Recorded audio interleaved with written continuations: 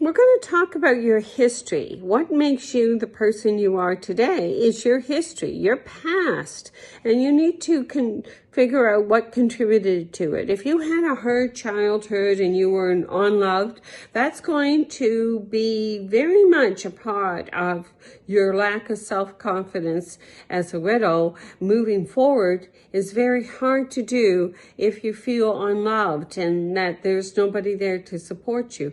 Your history also will be very different if you had a very loving and supportive background. You'll be able to bounce back a lot from being a widow because you'll be able to feel the love and self-confidence to move forward and try new things.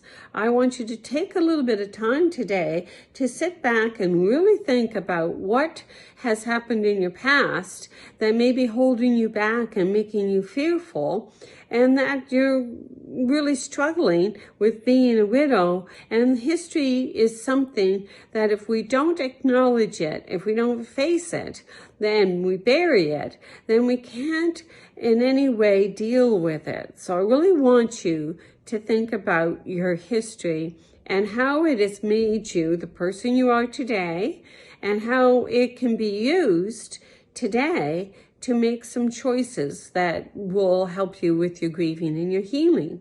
Now, even if you've had the very worst of childhoods, we are still responsible for our lives. No one else is responsible for our lives except for us. So we need to examine this very seriously, because if we don't take responsibility for our lives, then who's going to? Who's going to make the changes to make us a happy person again?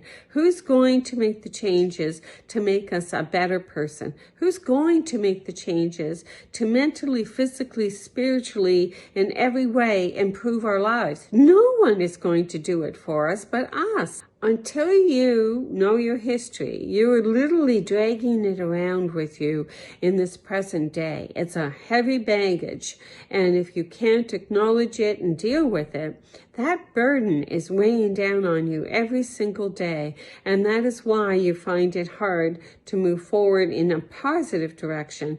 You need to get rid of all that past history that is holding you back from being all that you can be. Now, life isn't guaranteed to be free of pain and stress or worry or death. I mean, we all have problems in our lives and some history that has probably not been so great, but we need to kind of understand where that history has become a fear that we are not acknowledging. So I want you to think about these few questions. What would you do if you were not fearful? If you didn't have this fear holding you back? What are you afraid of? Is it a fear of being judgment? Were you taught as a child to, do everything correctly and socially and be a good little person and never step out of the norm?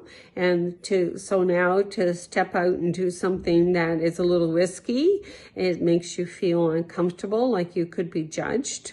Are you afraid of looking foolish if you try something and it isn't successful? Have you in the past tried something and failed and been made to feel like you're stupid or that you're less than successful? I mean, that will hold you back from trying something again for sure, but acknowledge it as being something that at least you tried. A lot of people don't even try.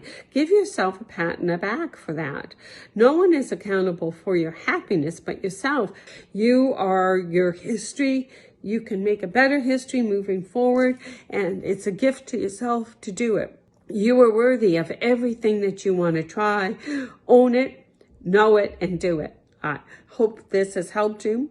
Please subscribe to my channel, and I'll see you again next time. Bye-bye.